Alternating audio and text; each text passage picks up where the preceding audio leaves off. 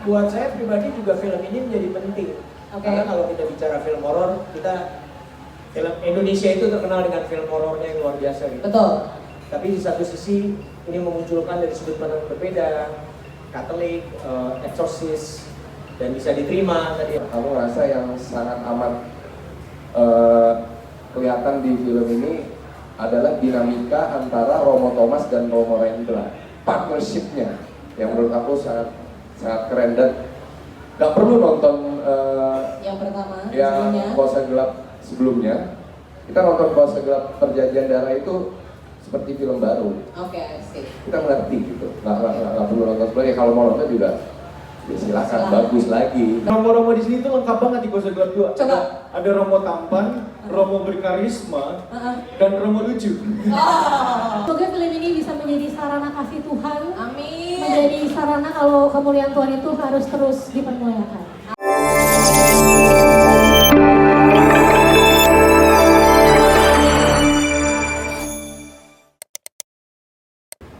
Untuk pengembangan cerita di Kuasa Gelap 2 ini, seperti kata Pak Robron tadi, sebenarnya kan ceritanya sudah ada. Ya. Tinggal skalanya kan lumayan gede, jadi kita untuk bikin yang kedua ini kita butuh riset yang lebih dalam. Kita risetnya lumayan, kita juga banyak baca, banyak literatur gitu-gitu. Kemudian kita juga dalam pengembangannya kita juga berkolaborasi, ada Robron, saya, penulisnya Andi, juga dengan Mas Rizal Mantovani juga. Ya. Jadi emang pengembangan ceritanya itu kita godok bersama sampai akhirnya kita menemukan wah perjanjian darah itu juga yang pas gitu. Nah, sekarang kita emang sudah di tahap persiapan untuk syuting. Dalam awal bulan ini, April, kita akan melaksanakan syuting. Jadi sekarang pengembangan ceritanya sudah selesai, kita sedang tahap perkembangan persiapan syuting, dan dalam beberapa hari ke depan kita akan segera untuk syuting film ini. Oke, sebentar lagi ya. Boleh lagi. sedikit premisnya? Untuk premisnya sendiri udah jelas, itu perjanjian darah ya. Kita mengambil tema pesugihan yang sebenarnya sudah umum di masyarakat Indonesia, tapi kita akan coba menceritakannya dari persepsi iman Katolik. Oke. Jadi nggak hanya, kan kebanyakan horor Indonesia itu kalau nggak kejawen, terus pesugihan Islam gitu. Nah, ternyata itu juga ada di Katolik. Nah, bagaimana dan penanganan seperti apa nanti kita lihat aja. Tunggu tanggal mainnya ya. Iya. Tunggu tanggal tayangnya ya. Siap. Oke, baik, terima kasih Mas Prima Taufik selaku produser, kita berikan tepuk tangan yang meriah. Yes. Selanjutnya the one and only Rizal Mantovani. Mas, apa kabar Mas? Saya segan pengen nanya sama kamu sebenarnya ya. Jadi saya ngikutin yang ada di skrip aja ya. Takutnya ntar malah kemana-mana gitu Mas nanyanya. Mas Rizal Mantovani. Film Kuasa Gelap atau IP Kuasa Gelap ini kan surprisingly ini udah menjadi sebuah film yang banyak sekali peminatnya, banyak fansnya, pecintanya. Dan dirimu didapuk menjadi seorang sutradara untuk Kuasa Gelap yang kedua, yaitu adalah Perjanjian Darah. Nah, bagaimana nih excitementnya juga dan prosesnya ketika menggarap Kuasa Gelap Perjanjian Darah ini? Silakan Mas Rizal. Selamat siang semua. Selamat siang. Terus terang pas pertama kali dapat tawaran untuk bikin Kuasa Gelap 2, lumayan stres ya, beban. Oke. Kenapa? Karena Kuasa Gelap pertama adalah film horor yang sangat baik dan memiliki penonton yang sangat banyak juga, banyak well received gitu. Jadi untuk saya masuk ke dunia Kuasa Gelap yang sudah ada itu merupakan satu beban.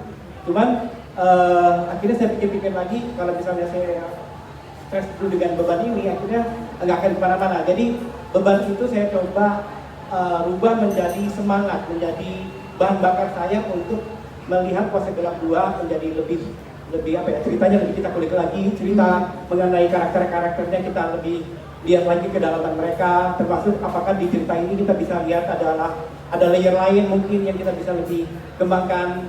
Intinya dari beban ini sekarang saya merasa menjadi semangat. Luar biasa, dari beban menjadi semangat. Oke, nah ini kan bisa dibilang juga tadi sebelumnya akan level up dan skalanya jadi lebih besar. Level upnya seperti apa nih Mas? Kalau misalnya di Kuasa Gelap pertama itu kita mengikuti Romo Thomas dengan ujiannya dia ya. Di kali ini di Kuasa Gelap 2 kita mengikuti Romo Rendra yang memiliki masa lalu yang sangat pribadi untuk dia ya, dan ternyata masa lalu ini digunakan oleh iblis untuk mengganggu keimanan dia. iblis ini bercokol di dalam tubuh Daniel, seorang anak yang berasal dari keluarga berpengaruh di Jawa Timur. Dan iblis ini punya calling card, punya trademark chaos, kekacauan. Jadi kemanapun dia jalan, dia chaos akan mengikuti dia. Termasuk chaos yang terjadi pada personality daripada Romo Rendra, yang akhirnya pengaruh kepada Romo Thomas dan juga kepada pastoral di Jawa Timur, di mana mereka bertugas, kepada keluarga Halim dan Linda dan Daniel, yang dimana ia bercokol karena dia pun memiliki apa namanya keinginan ya. Itu salah satunya. Kalau secara visual, saya mau coba ada sesuatu yang belum pernah saya coba untuk penampakan ending daripada revolusi daripada iblisnya. Tapi juga tetap saya merasa harus tetap ada emotionally grounded, karena untuk mendapat ancaman daripada iblis ini akan terasa lebih berakar. Wah, ini kayaknya isi kepalanya Mas Rizal udah chaos juga sebenarnya. Iya, Tapi chaos in a good way ya. Iya, Ya dong. betul. Luar biasa. Jadi mudah-mudahan chaosnya tuh bukan gara-gara iblis ya Mas ya. Mudah-mudahan. Lebih ke wah Pak Rob nih yang nyuruh nih. Ayo Rizal gitu ya. Oke, terima kasih, kita berikan tepuk tangan yang meriah. Tadi juga jadi di-skill lagi gitu kan ya untuk kisahnya. Nah, punten aku mau lompat ke Mas Andri Cahyati sebagai penulisnya dulu. Mas Andri, iya, kembali menulis untuk sequel Kuasa Gelap Perjanjian Darah. Bentar, Mas, kamu nulis kayak gini, apakah chaos juga, Mas? Diganggu lagi nggak, Mas? Itu dulu deh jawab. Ya, kurang lebih seperti itu sih. Ya Allah, Suster Romo boleh tolong didoain ya. Nah, mungkin boleh di-spill juga nih, dalam segi penulisan, level up-nya juga seperti apa, pengembangannya seperti apa, monggo Mas. Oke, saat ditawarin kembali untuk menulis Kuasa Gelap 2 ini, Perjanjian Darah, pertama kali saya coba tanyakan ke para brand sebagai pemilik ide adalah apa yang belum selesai dari Kuasa Gelap 1 dan apa yang belum terungkap dari Kuasa Gelap 1 yang mungkin bisa kita bawa ke Kuasa Gelap Perjanjian Darah ini. Oke. Nah, kita berangkat dari situ yang kemudian kita coba menggali. Di sini juga diskusi dengan Pak Robert Rani juga, dengan Prima, dan juga ada Winston juga, salah satu penulisnya juga, dan juga Pandi. Sehingga apa yang kita ingin bangun bukan sekedar kayak wah ini lebih besar ataupun ini lebih mengerikan, tapi ingin kita bangun adalah pertama adalah kedalaman karakternya seperti apa, Oke. kedalaman ceritanya seperti apa, kemudian kedalaman iman yang kita bangun seperti apa, sehingga perluasan semesta yang dalam cerita ini tidak hanya berputar dalam sebuah cerita satu atau dua orang, melainkan beberapa orang, beberapa iman dalam situ. Wow. Kita mungkin pernah jatuh, tapi juga mungkin kita juga berikan kesempatan untuk bangkit kembali. Dan di sini juga kalau di Kuasa Gelap pertama kita mulai dari fondasi, dari nol. Nah, ini tantangan sini adalah kemudian di Kuasa Gelap Perjanjian Darah ini saya mencoba membangun, dan kami juga membangun adalah dari fondasi yang sudah kokoh, bagaimana kita level up-nya, meningkatkannya itu. Ya. Sehingga konflik yang ada bukan sekedar dari eksternal yang ada, tapi juga dari internal. Oke. Internal masing-masing karakter. Iya, iya. Seperti itu. Itu tadi chaos yang dibilang ya. Betul. Nah, tapi kalau untuk segi riset bagaimana Mas? Ada kesulitan atau justru udah semakin gampang karena dari Kuasa Gelap yang pertama sudah jutaan penonton gitu kan? Secara riset tantangannya jadi lebih besar lagi. Oke. Selain kita membaca banyak buku juga tentang eksorsisme, kami juga berbincang, berkonsultasi dengan para romo. Salah satunya kan memang Romo Robini tentang eksorsis. Kedua juga ada Romo Robi juga membantu saya juga secara liturgi juga. Dan juga kami juga riset untuk pergi ke beberapa kota.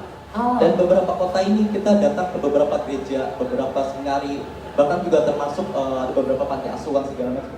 Sehingga otentik cerita yang kita bangun itu jadi lebih kayak dekat ya realitasnya, lebih real ya. Dan kami juga sangat menghormati, kami tidak ingin membuat film horor ini cuma membawa ini estetikanya kita coba bawa Katolik nih atau sebagai visual, enggak. Kita mencoba untuk menggali lebih dalam tapi juga benar. Oke. Itu dia ya, bukan hanya jadi kebenarannya juga akan tersingkap gitu ya. Dan saya sangat-sangat berterima kasih dari para romo, dari suster, dari teman-teman semuanya yang coba memberikan banyak masukan tentang bagaimana Katolik, bagaimana keimanan, bagaimana tentang gereja. Sehingga ketika kita mencoba mendekati ini, menjadikan sebuah cerita, kami mencoba menjadi jalan yang benar. Bukan sekedar menakut-nakuti, tapi bagaimana kita mencoba menggali iman kita sendiri. Luar biasa, kita berikan tepuk tangan. Jadi bukan cuma nangkut-nangkutin, tapi digali imannya gitu ya. kemuliaan Tuhan ada di film ini. Amin. Saya seneng banget nih entertainment tapi mau bawa Tuhan nih. Oke, sekarang sebentar. Saya mau lihat ya. Pas 2:45. Saya mau bertanya sama Mas Lukman Sardi 15 menit. Jadi pas Jerome pas jam 3. Ya kan? Biar pas di film, kan jam 3 juga digangguinnya ya kan? Cuma nih jam 3 jam 3 siang. Jangan udah ribet. Jerome bentar gitu. Bentar nanti langsung suster sama Romo yang bener apa enggak tuh. Oke. Romo Rendra, kita kasih tepuk tangan lagi dong. Mungkin boleh di-share juga nih perkembangan karakternya. Tadi udah di-spill soal chaosnya dari internal sendiri juga. Bagaimana akhirnya karakter development dari Romo Rendra sendiri yang dilakukan oleh seorang Lukman Sardi. Silakan di-spill. 15 menit ya? 15 menit dari sekarang 1, 2, 3. Oke, gue mikirnya 10 menit ya. Jangan dong, itu mah 10 menit lama. Silakan. Oke, pertama terima kasih sekali lagi buat yang sudah hadir di sini. Saya tadi lupa juga mengucapkan buat yang beragama Muslim, selamat Hari Raya Idul Fitri. Mohon maaf lahir dan batin. Oke, kalau misalnya pengembangan karakter sendiri sebenarnya yang menariknya kalau tadi Mas Riza udah cerita bahwa yang pertama itu kan memang sudut pandangnya lebih bagaimana menceritakan latar belakang Romo Thomas. Ya. Karena dia yang paling cakep jadi harus dipilihin. Dulu lah. Eksekutif produser Biar lagi kan? filmnya laku dulu. Ya kan? Jangan terlalu jujur. Nah, begitu udah laku, baru ya Romo Rendranya. Nah, bercanda. Oke. Menariknya di saat sebenarnya cerita yang kedua ini sebenarnya udah sempat di-spill ke saya sama Romo Tony bahwa yang kedua itu kita punya planning ceritanya lebih dari sudut pandang latar belakang kehidupan Romo Rendra. Nah, latar belakang Romo Rendra itu juga sebenarnya sudah menjadi backstory saya memulai pada saat syuting Kuasa Gelap pertama. Yang membawa bagaimana karakter Romo Rendra yang ada di Kuasa Gelap pertama. Yang akhirnya di-spill di Kuasa Gelap 2 ini. Bagaimana seorang Romo Rendra, tentunya kita semua di kehidupan punya perjalanan yang beda-beda. Ya. Begitu juga dengan Romo Rendra, dia memulai sesuatu dengan hal yang kurang baik. Sesuatu yang kurang baik, by the process, bagaimana dia semakin mengenal sama Tuhan, apa yang terjadi dalam hidupnya, sampai akhirnya dia memutuskan menjadi seorang Romo. Itu adalah latar belakangnya. Ya. Yang menariknya lagi bahwa di sini tuh ditunjukin banget bahwa namanya Romo itu tetap manusia. Yes. Dimanapun juga, buat saya ini penting sebagai seorang manusia, sebagai seorang aktor yang memerankan, apalagi kita pakai dengan karakter Romo. Ini kan karakter yang menjadi panutan lah. Kalau dalam sebuah di agama Katolik kan akan jadi sebuah panutan gitu. Bukan hal yang mudah gitu, karena secara pribadi juga masih banyak hal yang harus diperbaiki gitu. Nah, ini yang jadi sangat menarik. Tapi di satu sisi saya sudah senang nih bekerja sama teman-teman yang baru ada di sini, termasuk dengan Mas Rizal nih. Film saya ketiga ya kalau Wih, dapat piring cantik berarti udah 3 kali ya. Tapi di satu sisi ada beban begitu dia bilang ada hal yang belum pernah dilakukan akan dilakukan. Di kepala aku juga lumayan chaos. Gimana nih? Oke, chaos. Jadi tadi nggak terlalu chaos, kenapa sekarang jadi chaos ya begitu Rizal ngomong gitu jadi semakin chaos. Oke. Tapi ya it's a life. Hidup itu pasti ada chaosnya, nggak mungkin. Benar. Kan ini yang lain juga teman-teman pada pakai chaos Kuasa Gelap. Kaos. Masuk banget joknya ya emang. Chaos benar, boleh. Ya, buat saya pribadi juga film ini menjadi penting. Karena kalau kita bicara film horor, film Indonesia itu terkenal dengan film horornya yang luar biasa gitu. Betul. Tapi di satu sisi ini memunculkan dari sudut pandang berbeda, Katolik, eksorsis, dan bisa diterima tadi yang saya bilang. Menjadi juga, maksudnya ini untuk masa depan perfilman Indonesia juga kita akhirnya menemukan kayak pintu-pintu celah terbuka yang baru gitu. Bahwa kita tuh punya potensi loh bikin seperti ini. Kita punya potensi bikin seperti ini. Kita nggak pernah tahu nanti mungkin ada sudut pandang Hindu atau Buddha, karena kan di negara kita ada Buddha, Hindu, Katolik, Kristen, Islam. Ya ini kan beberapa agama yang hidup berdampingan, dan kita sebagai masyarakatnya tentu juga pengen tahu dengan culture kita horor yang begitu besar, mistis yang begitu besar, pasti mereka punya culture juga yang berbeda, Beda, walaupun mungkin ada samanya gitu. betul. Itu yang menjadi penting juga buat saya. Selain jujur, gimana pun juga sebuah karakter itu akan membawa saya menjadi sebuah proses yang saya selalu berupaya sebuah karakter itu membuat saya menjadi lebih baik lagi dan lebih baik lagi. Amin. Kalau bicara tentang film Kuasa Gelap, tadi sudah dibilang ini bicara tentang iman. Bagaimana saya juga sebagai manusia sangat merasakan bagaimana iman bertumbuh. Wow, luar biasa, puji Tuhan. Ya, puji Tuhan. Bagaimana juga kita ngomong tentang, nanti mungkin teman-teman lihat, salah satu kekuatan film ini adalah kita bicara tentang kasih. Nah, itu dia. Terlepas dari ini horor, ada setan dan segala macam. Ya. Tapi kasihnya itu begitu besar, dan saya pikir kalau kasih itu nggak terpatok dari sisi ini dan sisi dari mana aja tuh sebuah yang universal. Universal, Dan setuju. makanya film ini yang menurut saya akan lebih relate lagi dan lebih nyambung dengan perjanjian Dan luar biasa. Kita berikan tepuk tangan, terima kasih banyak. Iya, dan Jerome langsung akan kasih tahu tentang kasih itu di kitab apa ya? Enggak. Tentang kasih di kitab apa, saya juga lupa. Mohon maaf, Suster Romo. Iya, kan. Jerome Kurnia, selamat. Bagaimana rasanya jadi eksekutif produser? Aduh, nggak usah dibahas kan ngomongin filmnya ini. Nggak mau di-spill guys, nanti tanyain aja. Oke, ini sebenarnya kurang lebih sama seputar karakter. Wah, itu ntar aja ya, off-cam ya.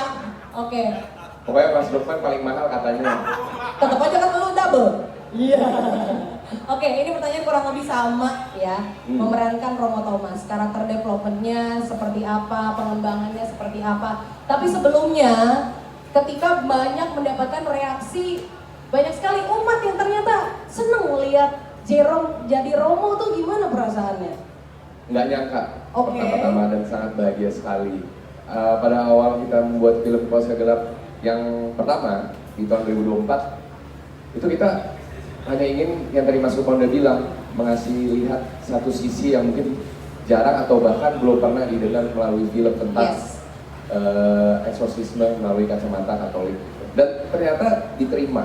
Dan bahkan diterimanya dari nggak hanya satu atau dua kalangan, tapi dari semuanya.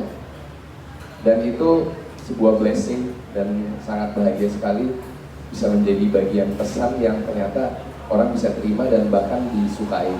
Jadi aku sangat bahagia, apalagi sekarang kita bisa membuat film yang kedua, Kuasa Gelap Perjanjian Darah. Aku nggak mau sebut kedua sih. Oke. Lanjutannya Ya, oke. Kuasa Gelap Perjanjian Darah. Yes. Dan semoga bisa ada lanjutnya lagi, dan selalu bisa memberi pandangan yang baru. Amin. Jawabannya IP banget ya, bukan aktor ya. Ya kenapa Mas Lukman mau ngomong apa yuk? Ayo mau bilang apa? Apa? Apa dikasih tau dong? Aus katanya. Ya ampun, udah nggak puasa. Oke. Tapi dari segi karakternya sendiri, Romo Thomas gitu, ada yang bikin kamu chaos juga? Pasti. Kalau nggak chaos nggak seru ya. Asik. Kalau nggak chaos nggak diceritain, kalau nggak chaos nggak seru. Kalau yang di Kuasa Gelap sebelumnya, kan memang lebih ke cerita soal journey-nya Thomas, soal traumanya dan bagaimana iman dia diuji. Sedangkan di Kuasa Gelap Perjanjian Darah ini kita melihat bahwa jam 3 tuh. Bener lu. Ayo lu. Tuh. Bener, tenang, ada Tuhan Yesus. Amin, aman. Lanjut Jerome. Iya bener. Kita melihat tadi sampai mana ya? Ya, kan sampai lupa. Kalau di Kuasa Gelap Perjanjian Darah di sini kita bisa melihat tadi udah disinggung juga oleh Mas Lukman bahwa ini lebih tentang masa lalu dan traumanya Romo Rendra. I see. Bahwa dia juga walaupun memang kita melihat di Kuasa Gelap sebelumnya dia yang lebih senior, dia yang lebih tough, dia yang pengalaman lebih banyak, tapi dia juga tetap manusia dan dia mempunyai hal-hal yang membuat dia bisa bimbang dan lain-lain. Dan di situ kita melihat jalan ceritanya Romo Rendra dan juga aku merasa dari Thomas Karena Thomas itu di yang pertama dia sangat sukses dalam arti melakukan pekerjaannya. Nah di sini apakah Thomas bisa melanjutkan? Apakah dia worthy sebagai exorcist? Kita bisa lihat di film Kuasa Gelap Penjagaan Darah ini, dan juga aku ngerasa yang sangat amat kelihatan di film ini adalah dinamika antara Romo Thomas dan Romo Rendra, partnershipnya yang menurut aku sangat keren, dan nggak perlu nonton yang pertama yang Kuasa Gelap sebelumnya. Kita nonton Kuasa Gelap Perjanjian Darah itu seperti film baru. Sip. Kita mengerti gitu, nggak perlu nonton sebelumnya. Kalau mau nonton juga ya silakan, bagus lagi. Betul. Begitu. Jadi tapi ntar jadi ada kolaborasi yang lebih lagi gitu antara Romo Rendra dan Romo Thomas gitu. Banget, diuji lagi partnershipnya. Rebutan kopernya gitu, enggak? Kopernya satu-satu ya tetap ya. Jadi dia apprentice isinya ya. Kita berikan sambutan tepuk tangan berikan, terima kasih Jerome. Dan sekarang kita ke Fenly Arauna. Ini tuh Thomas kecil ya? Bukan dong, Daniel yang lain ya. Abis mirip ya kan, bukan ya Mas ya? Mirip. Amin. Nah, ini adalah fun fact ya. Film layar lebar kedua Fenly Arauna bersama Paragon Pictures dan juga Ideasource Entertainment. Dan sepertinya screen time-nya akan lebih banyak nih ya. 1, gimana perasaannya? 2, karakter Daniel ini ngapain nih? Tadi udah sempat di-spill dikit sih. Mungkin boleh ya nih semua karakter ceritakan kekeosan dari karakter kalian. Silakan. Oke, halo semuanya. Shalom, assalamualaikum. Bagi yang beragama Muslim, selamat Hari Raya Idul Fitri. Mohon maaf lahir dan batin. Yang pertama-tama aku berterima kasih kepada Paragon, Mas Rizal, Kak Prima, dan Kak Robert, semuanya yang sudah mempercayakan saya memerankan Daniel. Perasaannya sangat bangga, excited, karena ini adalah film kedua bersama Paragon. Iya, kamu malu gitu sih ngomong keduanya gitu. Kedua, bangga dong. Kedua, nice. Sangat bangga dan juga jujur grogi. Kenapa? Grogi banget karena ini adalah film pertama aku horor. Jadi sangat banyak yang harus di-riset, diulik, dilatih. Bahkan mungkin awal aku casting pun ragu gitu. Ada sedikit kesaksian. Ketika aku mau berangkat casting, benar-benar kayak takut banget ketika baca skrip.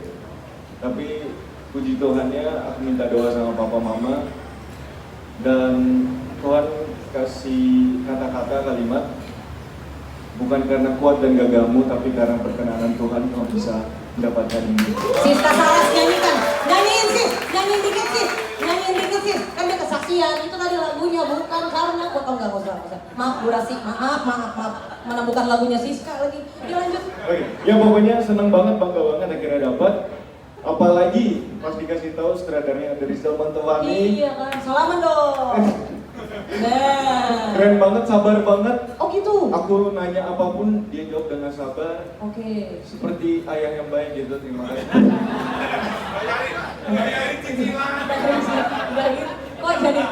Kok jadi gitu? Kok jadi demanding? Jangan acting yatim kamu. Iya. Terus karakter Daniel ini tuh gimana? Untuk karakter Daniel ini adalah seorang anak dari keluarga kaya raya, sukses. Ini bentukannya udah kaya raya banget ya. Bener, minta diadopsi sih memang. Dan ada mamanya juga, Kak Baby. Jadi ini tipikal anak Gen Z pada umumnya sih sebenarnya. Oh wow. Ingin kebebasan, keras kepala, tetapi dia memiliki keinginan kuat untuk cita-citanya. Nah, Tetapi tidak direstui dengan orang tuanya. Pasti relate anak-anak muda zaman sekarang. aku relate banget. Oh gitu ya? Makanya harus nonton nih. Iya. Betul. Mau. Iya, jadi kira-kira sedikit garis besarnya karakter Daniel seperti itu. Lalu karena ada suatu celah, itu dia masuknya kuasa gelap ke dalam diri Daniel. Oke. lalu ditolong dengan romo-romo Jangan tampan. kebanyakan, jangan kebanyakan. Jangan kebanyakan. Mohon maaf ya untuk film kedua. Mohon maaf. Enggak apa-apa. Udah. Iya. Satu lagi, Apa? aku kan udah nonton Kuasa Gelap yang pertama. Ya. Aku senang banget bisa beradu acting dengan romo-romo tampan. Jerome. Yang mana? Yang belakang nggak merasa soalnya. Lengkap, romo-romo di sini tuh lengkap banget di Kuasa Gelap 2. Coba. Ada romo tampan, romo berkarisma, dan romo lucu. Nggak apa-apa. Lebih laku kok kayak rumah Eko jadinya kan ya banyak temannya. Maaf.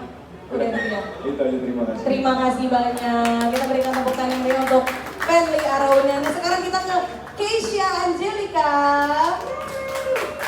Berperan sebagai Nia. Hai semuanya, selamat siang. Pertama aku mau bilang terima kasih banget buat media yang udah datang ke sini. Dan aku bersyukur banget bisa gabung di film Kuasa Gelap kedua ini.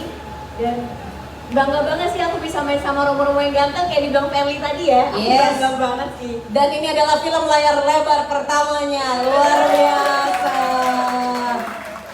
Gimana acting sama ini senior-senior? Biasanya series ya kan, terus sekarang langsung film layar lebar.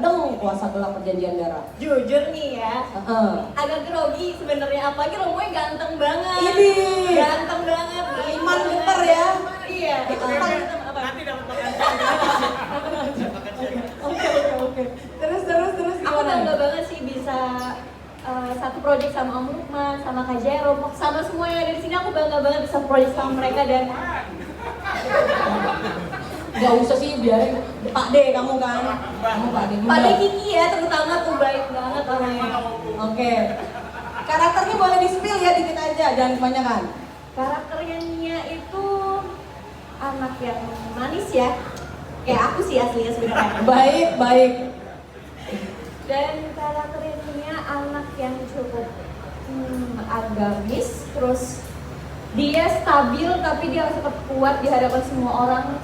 Walaupun dia punya sisi yang kayak, aduh gue nggak bisa nih kayak gini. Oke. Wah ini selengkapnya kayak gimana nih? Nonton ya, tunggu. Iya. Buruan nggak syutingnya gitu ya? Syutingnya April sebentar lagi, tayangnya deh buruan gitu ya, biar ketahuan gitu ya. Nah, apa yang mau disampaikan ke teman-teman yang ada di sini juga seputar perjalanan karir kamu yang pertama nih layar lebar bersama Kuasa Gelap, gimana? Yang pertama, jujur, aku bangga banget bisa ada di sini kayak yang aku bilang tadi, dan aku mau bilang makasih banget buat Paragon, buat Ideas Works, terus buat Om Ropron, buat Om Rizal, buat Om Andi, semuanya pokoknya udah makasih sama tim casting udah percayain aku bisa peranin sebagai Nia. Oke, terima kasih banyak. Kita akan nantikan debutmu ya. Lanjut, Siska Saras sebagai Suster Aloysia Muda. Ini boleh dikasih tau nggak sih? Ini kan Suster Aloysia Muda. Yang itunya boleh. Nanti ya. Penasaran kan? Ini mudanya kayak Siska Saras. Tuanya siapa nih? Ntar, sabar. Siska Saras. Terakhir main film 2024. Sama Paragon juga ya? Ini project aku sama Paragon yang ketiga. Keren, tepuk tangan dong. Iya, musik iya, main film juga Puji iya. Tuhan. Puji Tuhan. Dan di sini jadi suster. Ya, risetnya gimana sis? Sebelumnya terima kasih pertanyaannya Boleh. dan selamat siang sama sore untuk semua media yang datang. Suatu kehormatan banget buat aku bisa ada di panggung ini dan bisa ikut menjadi salah satu cast dari Kuasa Gelap kedua. Dan untuk menjadi peran Suster Aloysia itu menurut aku peran yang tidak pernah terbayang dalam benakku karena takut kejadian. Suster. Aduh suster. Saya mau bilang amin bagaimana ini suster? Iya, ini tolong. Iya. Gawat ini kuasa terang ini yang bicara Roh Kudus ini. Jadi buat aku sendiri pas ditawarin mau nggak ikut casting Kuasa Gelap 2, aku nggak mikir dua kali karena sebagai seorang Katolik aku sangat bersyukur iman Katolik digaungkan sebegini besarnya. Amin. Puji Tuhan. Dan puji Tuhan aku bisa menjadi Suster Alicia, menjadi bagian dari film Kuasa Gelap ini. Ini adalah peran yang tidak pernah terbayang. Ini adalah Siska Saras yang sungguh lain. Oke. Jadi aku gak sabar banget untuk mulai syuting dan memberikan yang terbaik untuk film ini. Dan semoga film ini bisa menjadi sarana kasih Tuhan. Amin. Menjadi sarana kalau kemuliaan Tuhan itu harus terus dipermuliakan. Amin. Berarti setelah film ini tayang, Siska udah siap ya, kayak Mas Lukman Sardi sama Jerome kalau ketemu orang, halo Romo gitu, halo suster gitu ya. Ya bisa. Iya, omongan adalah doa loh sis. Oke, kita lanjut. Terima kasih, tepuk tangan untuk Siska Saras. Berikutnya Kiki Narendra. Bubar. Benang merah film Indonesia. Film apa yang ada dianya? Iya, ada sih. Mas Kiki. Iya, saya. Gimana jadi Romo? Iya, selamat siang teman-teman. Terima kasih sudah datang. Terima kasih juga Pak Ragon sudah ngasih kesempatan buat saya. Jadi Romo ya. Dulu waktu nonton Kuasa Gelap 1 tuh kayak ngerasa bahwa wah, kok aku nggak tahu nih ada info castingnya nih, karena di gereja pun gitu, mungkin saya yang minoritas merasa cukup relate ya, bahwa ada satu film Indonesia yang mengangkat tentang exorcism dari sudut pandang Katolik gitu kan. Gua sangat suka sekali. Terus tiba-tiba suatu hari Pak Robert Roni DM saya, Mas Kiki mau nggak ikut project saya nih? Saya ada project judulnya Kuasa Gelap yang kedua. Waduh Pak, mau sekali Pak, karena saya itu Katolik. Loh, Mas Kiki itu Katolik? Baru ketahuan. Saya kira nggak beragama, oh enggak. Abis ini viral nih media Katolik udah. Karena memang sebelumnya saya belum pernah jadi Romo gitu. Kebanyakan saya mungkin jadi ustadz segala macam. Jadi zombie. Zombie itu beragama juga loh sebelum jadi zombie. Iya. Jadi memang senang sekali dan banyak sekali riset gitu. Riset tanya sama, saya juga ada saudara yang frater. Saya juga tanya dengan beberapa Romo, kemudian saya mencoba menjadikan diri saya sebagai Romo tuh gimana sih rasanya, ya kan? Paling enggak belum menikah gitu, jadi rasanya belum menikah, jadi Romo, jadi kok malah jadi sunat ya. Kayak Siska juga takut doa gitu enggak? Iya, tapi mungkin Siska kalau suster kan bisa jadi suster itu bisa jadi suster ngesot gitu kan. Nggak ada Romo ngesot itu kan nggak ada. Benar, ada lanjutannya. Terus dan kemarin juga sempat ngobrol-ngobrol sama Pak Roni juga bahwa nanti Kuasa Gelap berikutnya ceritanya Romo Rendra ini kan pensiun, kemungkinan bisa jadi mualaf, jadi Romo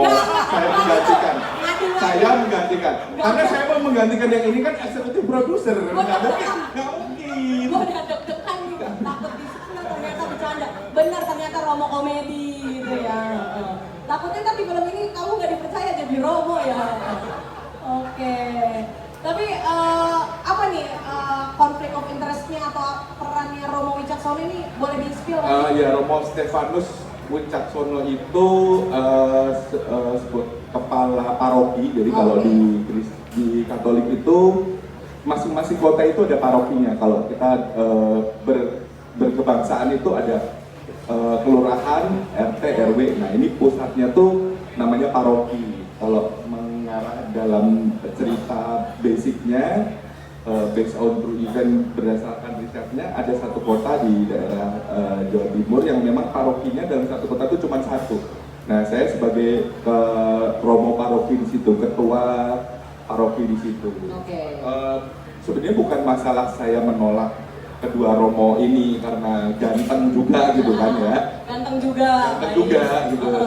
Tapi lebih karena saya punya tanggung jawab besar terhadap jemaat saya di paroki saya, supaya kalau ada prosesi exorcism di wilayah paroki saya, tolong jangan berisik ya.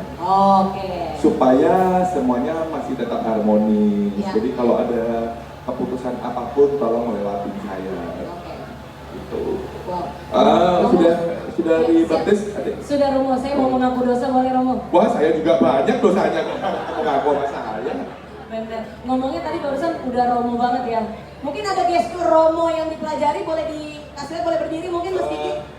Nggak tahu ya, saya setiap kali baca melihat Romo itu tuh selalu Romonya kalau baca nah lo.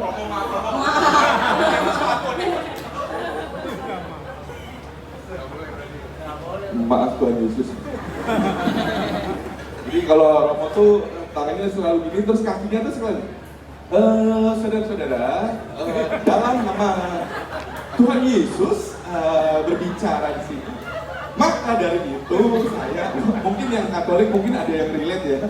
Kalau enggak ya mungkin saya di gereja apa ya waktu itu. Maaf loh suster maaf loh, saya Irenius saya. Iya, baptis saya Irenius. Kamu mau duduk sini, saya ingat sih enggak? Kita kasih tepuk tangan Kiki Narendra, luar biasa. Mas Kiki tuh kayaknya komedi kan? Oh kayaknya ketawa, baik. Ya ampun, Mas punten sih tiba-tiba ngasih aja gitu mikrofon ya. Maaf Mas, segem saya. Ya Allah, kan maaf.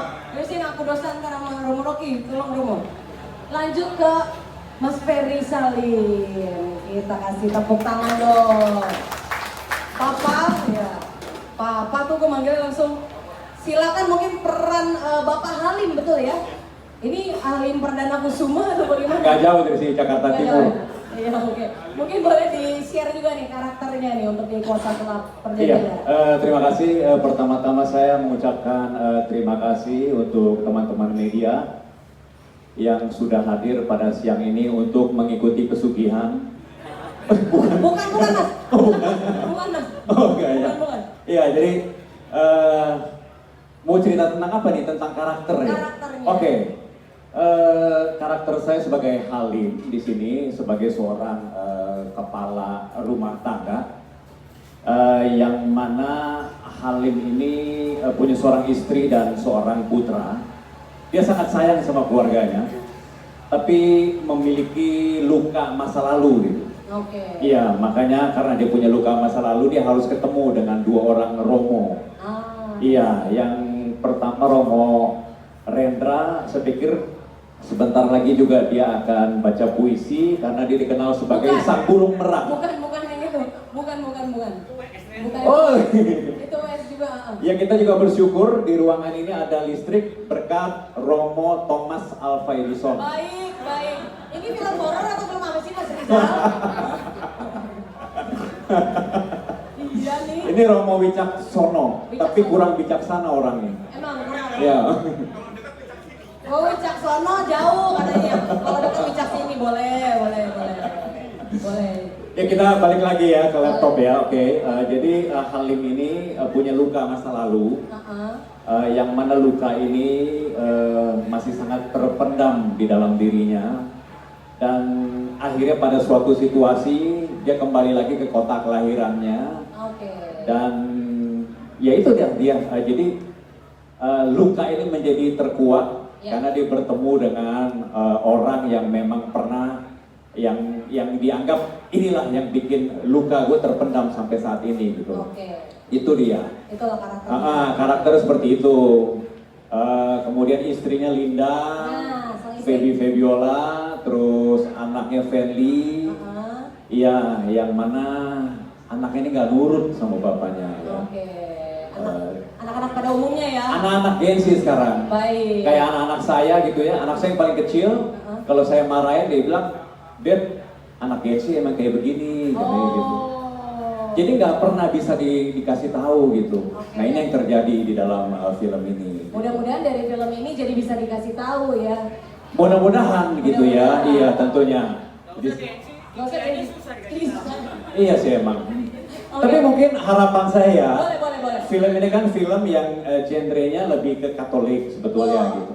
Tapi penontonnya itu bukan hanya harus dari Katolik sebetulnya gitu. Karena eksorsisme itu bisa terjadi di seluruh lapisan masyarakat. Jadi terlepas dari agama apapun gitu. Nah kebetulan film ini mengambil angle atau kacamata dari sudut pandang iman Katolik. Ya. Jadi mudah-mudahan juga para penggemar penonton film yang mana sudah nonton Kuasa Gelap 1 di Kuasa Gelap 2 ini mungkin akan lebih intens gitu ya, akan lebih intens eksorsismnya, kemudian horornya dan juga chaosnya. Yes, itu gitu. dia. Jadi hampir semua pemain di sini chaos semua kayaknya. Betul. Semua. Asal syutingnya jangan chaos nanti ya. Amin. Itu aja dari saya. Terima kasih banyak. Oke, terima kasih. Kita berikan tepuk tangan Mas Ferry Salim yang katanya terluka dan plesternya adalah Linda, seorang penyanyi biola. Tidak lama. Silakan Linda. Ibu Linda sudah lama tidak muncul di layar lebar, akhirnya kembali ada di Kuasa Gelap Perjanjian Darah. Kita berikan tepuk tangan. Relevansinya karakter Linda dengan Feby Febiola bagaimana nih? Pertama saya mau mengucapkan shalom. Shalom. Selamat siang, salam sejahtera buat semua teman-teman yang datang ke sini. Thank you. Mau kasih ucapan terima kasih juga buat pihak Paragon yang sudah mempercayakan saya yang udah lama banget nggak syuting ini. Bukan cuma lama nggak syuting, rumah saya juga paling jauh. Nah iya benar. Jadi saya bersyukur banget bertemu lagi dengan teman-teman lama, Mas Rizal.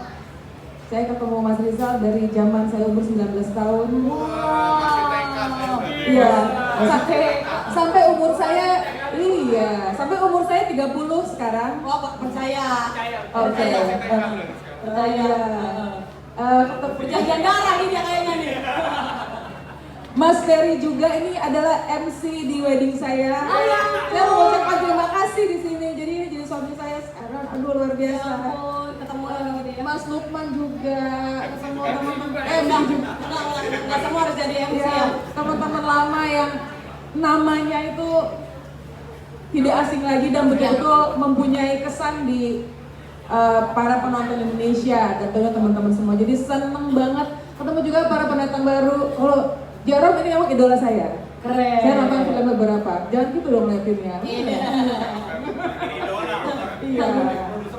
Dari IP juga ya benar. Oke. Iya. Saya karakter Linda di sini. Tahu dia. Kalau kayak reuni kita memang. Iya kita reuni ya. Iya kita reuni aja. Karakter Linda di sini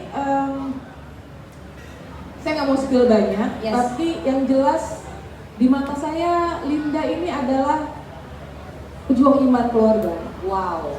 Ya, jadi tapi orang beriman itu tentunya ada percobaan. Ada tentunya diuji. Jadi yang saya lihat adalah saya terus terang waktu membaca Linda saya terharu gitu karena saya melihat di sini tuh ada sosok yang dibilang kuat banget enggak, tapi kalaupun dia kuat itu bukan karena dia, tapi kekuatan Tuhan. Bukan Siska nyanyi dia bener dari sini deh. Bukan karena kekuatan ya. Oke. Lanjut Kak, maaf. Enggak bisa nyanyi gua. Mas Lukman dia lagi mau nangis lagi, maaf Kak. Ya lanjut. Iya, dan waktu pertama kali saya ditawarin Kuasa Gelap, jujur nih, saya mau confess di sini. Boleh. Video. Saya nonton Kuasa Gelap 1. Terus rombong. Boleh berdiri. Berdiri boleh. Kak Feby berdiri boleh biar lebih kelihatan teman-teman boleh. Jadi begini, guys. Duduk aja ya, berdiri ngapain? Kita mau pengen back apa duduk aja nggak apa kelihatan agak maju dikit. Oke. Jadi waktu saya nonton Kuasa Gelap 1 saya nangis. Oh, oke.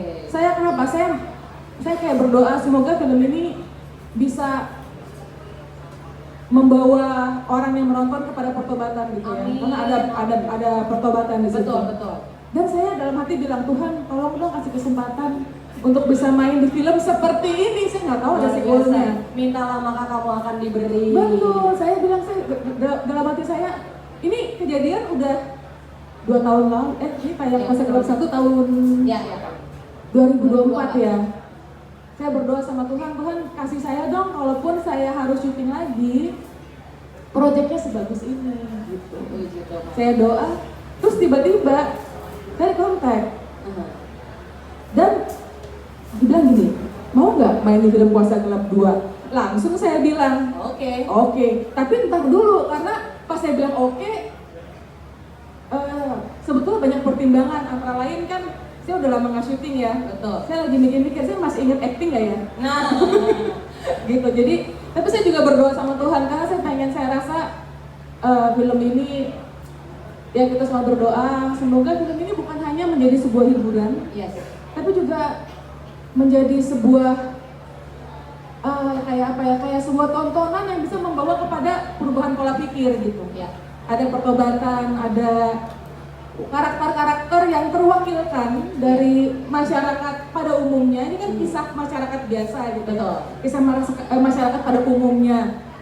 Saya berdoa semoga yang menonton terwakili dengan karakter Linda, karakter Halim, karakter daripada Nia, karakter daripada Ferdi, bahwa kita semua adalah memang manusia-manusia yang kita semua selalu bergelut, selalu mempunyai mempunyai pergulatan batin dengan yang namanya memilih apa yang terbaik buat kita. Karena kita memilih apa yang terbaik kan bukan memilih apa yang Tuhan kasih buat kita, tapi kita kepengennya tuh apa yang terbaik buat kita, dan kadang itu suka salah. Jadi saya berdoa semoga film ini bisa menjadi berkat bagi orang-orang yang menonton, agama apapun itu yang menonton, karena ini ada pesan yang luar biasa bagus. Benar. Jadi seperti yang dikasih tahu tadi sama Mas Lukman juga, bahwa ini semua universal. Hanya saja mungkin ya istilahnya diambil dari iman Katolik gitu. Tapi bahwasanya iman, kasih, dan pengharapan itu semuanya ada di film ini juga. Mudah-mudahan semuanya itu bisa sampai ke teman-teman sekalian, siapapun yang menontonnya dengan latar belakang apapun. Amin.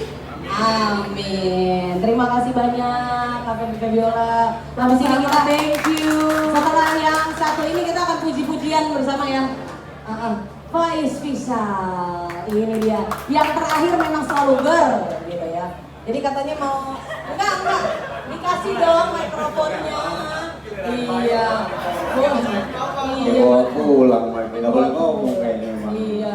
Boleh mungkin berdiri, mau menyapa teman-teman media lagi, dan Oh, yang lain nggak berdiri tadi ya? kan iya. kalau mau, iya, kalau nggak boleh. mau juga nggak apa-apa, duduk lagi boleh. Duduk lagi deh. Boleh deh. Ya. Silakan, mungkin boleh disapa dan ceritakan karakter Bayu seperti apa di film Kuasa Gelap. Oke, selamat siang semua teman-teman media. Terima kasih sudah hadir hari ini. Mohon maaf lahir batin yang beragama Islam. Sebelumnya saya ucapin terima kasih juga ke Paragon, Mas Top, Mas Prima, Pak Rizal. Ini pertama kali saya kerjasama dengan Pak Rizal Mantopani. Wow, kasih tepuk tangan dong. Selalu ada yang pertama untuk segala hal. Terus apa lagi? Kekeosan oke. untuk di film Kuasa Gelap ini gimana? Dari tadi saya chaos nih, ini saya terakhir nih, kata-kata habis semua nih. Benar. Gitu. Kata-kata hari ini Iya. disimpan gitu. terakhir gimana? Iya, karakter Bayu ini cukup, kalau saya pribadi saya cukup chaos ya, karena ini sangat jauh sekali dengan keseharian saya. Karakternya dari segi pekerjaannya, tubuhnya, atau bahkan mungkin bahasanya gitu. Jadi setiap hari bukan hanya pikiran yang chaos, tapi lidah saya chaos setiap hari untuk latihan dialog. Gitu. Kenapa tuh? Ini boleh di-spill nggak sih? Saya beneran nggak tahu ini bercanda apa beneran nih? Ini beneran. Ya karena memang ada bahasa-bahasa yang tidak bahasa saya kesehariannya, itu aja. Oke. Gitu. Nah, fullnya nanti tayang kan, ditonton aja di situ. Asik. Ini teaser banget gitu ya. Iya, tapi sebagai personal saya senang banget dapat karakter ini, karena hal yang paling berbahagia banget kita dapatkan sebagai pemain film gitu ya, adalah karakter-karakter yang selalu setiap project itu selalu berbeda kita dapatkan. Nah, ini adalah hal yang berbeda banget dari apa yang saya jalani sebelumnya. Jadi saya senang mendapatkan karakter Bayu, karakter yang sangat manusiawi, punya rasa takut, punya keraguan, dan ada hal-hal yang dia nggak bisa jelaskan dengan secara logika. Dan dia akamsi yang bukan berarti dia sok jagoan, tapi dia hanya membela teman-temannya untuk hidup hari ini dan besok. Nah, bukan orang untuk hidup untuk 5 tahun ke 10 tahun lagi. Dia hanya berpikirnya untuk bagaimana cara bertahan hidup. I see. Ini umat parokinya Romo Wicak kali ya? Iya, saya bukan diakui. umat semuanya. Iya. Baik, oke. Saya mencoba ini aja connecting the dots gitu. Iya. Kalau mau tahu selengkapnya nanti tunggu Betul. tayangnya ya tahun 2026 ini. Ada lagi mungkin yang mau disampaikan? Dirangkum. Kan Jadi terakhir. saya mau rangkum semuanya tadi dari obrolan semua ini tentang iman Katolik. Ya itu. Betul kan? Ya. Betul. Ya kan? Betul kali. Jadi kuasa gelap perjanjian darah iman Katolik. Gitu. Kuasa gelap perjanjian darah. Terima kasih banyak. Terima kasih.